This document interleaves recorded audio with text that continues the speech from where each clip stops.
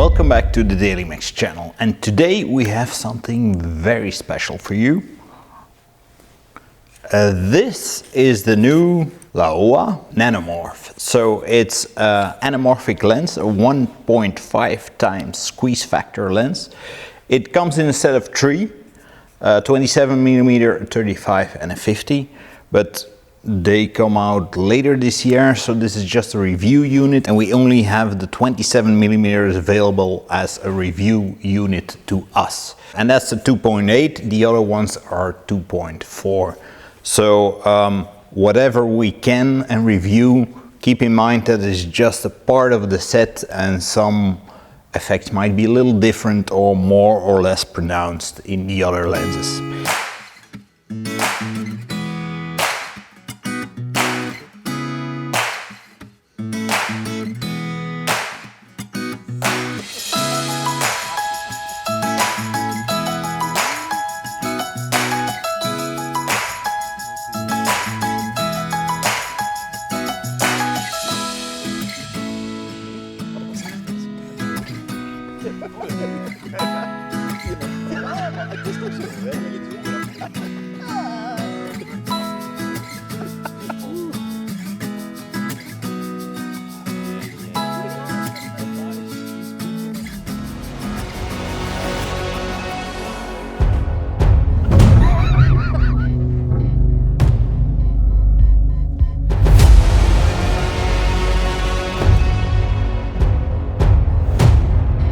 Who's there?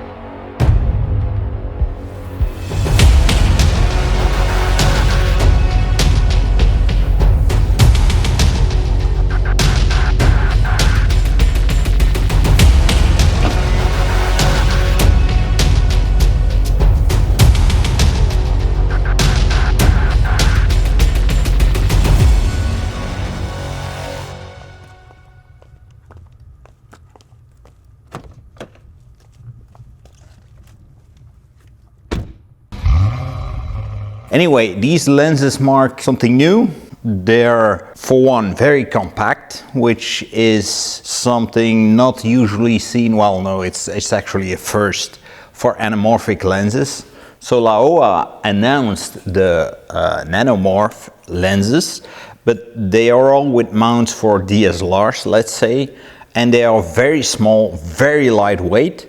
But then, due to popular demand, probably they decided to extend the range to PL mount and EF mount. So this is the PL mount version.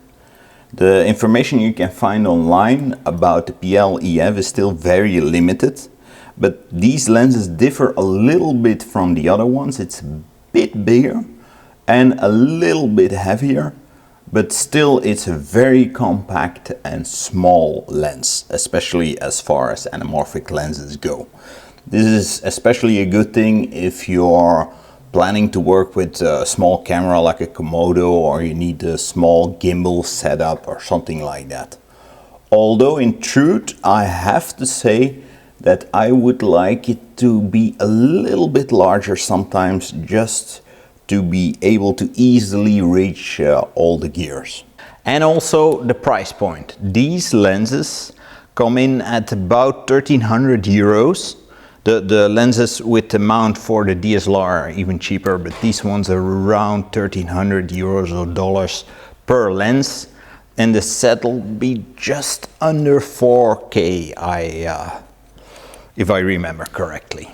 But anyway, very compact and very promising, I have to say. Also, for in case you didn't know, there's three versions.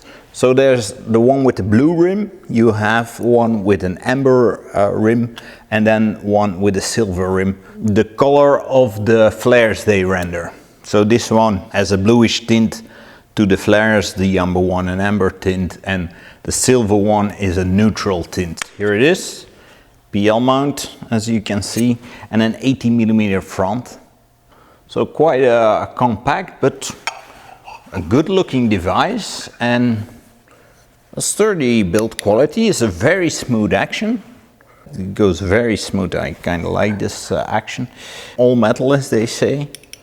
Well, it It always remains to be seen how they hold up to daily use and wear and tear, but it's looking good anyway. Okay, but obviously the thing you're looking forward to knowing more about is the optical quality. So this is an anamorphic lens. Let's start with one thing that especially the lower priced anamorphic lenses usually didn't do that well. That's the sharpness. It is a sharp lens. If you open them fully, so we can only test with this one, so to 2.8 with this one, then the image becomes a little bit but somewhat softer. But as soon as you stop down to T4, it's very sharp. It's a very sharp lens, and not to say that it's not sharp at the wide open, but it's tiniest bit softer than close down, as with all the lenses. But still, in the whole, it's a very sharp lens. And I would say a clean image. It's tidy and clean. That was the first impression I got. I know it doesn't say so much about the lens, but it's the first impression I got when I first saw the image. We did notice, however, a slight pincushion effect. It's not extremely noticeable, but it's definitely there.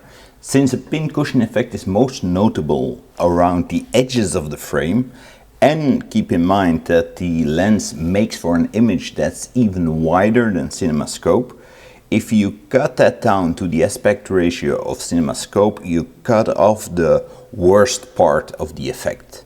This is just a 27mm.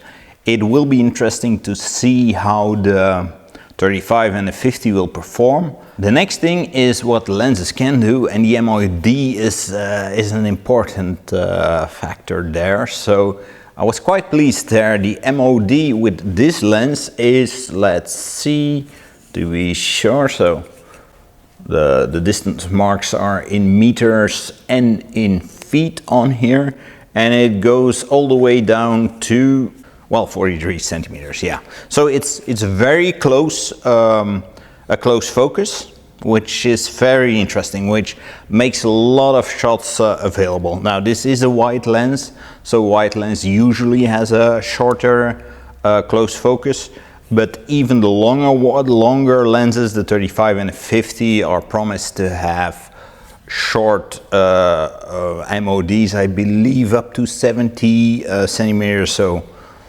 quite short. So that's a very interesting fact about these.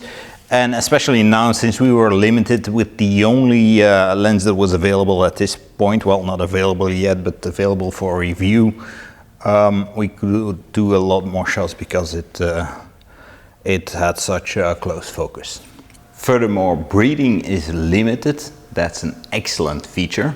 These lenses are meant for S35 cameras. So I know these days there are a lot of full frame or larger sensor cameras anyway than S35. You can use this lens on those as well, but you need to use some kind of crop mode, obviously, to make them work. But hey, I think there's plenty of choice in S35 cameras as well. And then we're probably at what is the biggest draw for shooting anamorphic for most people, which is flares and bokeh. How do they perform? So once more, we just have the 27 to go by. And let's start with bokeh.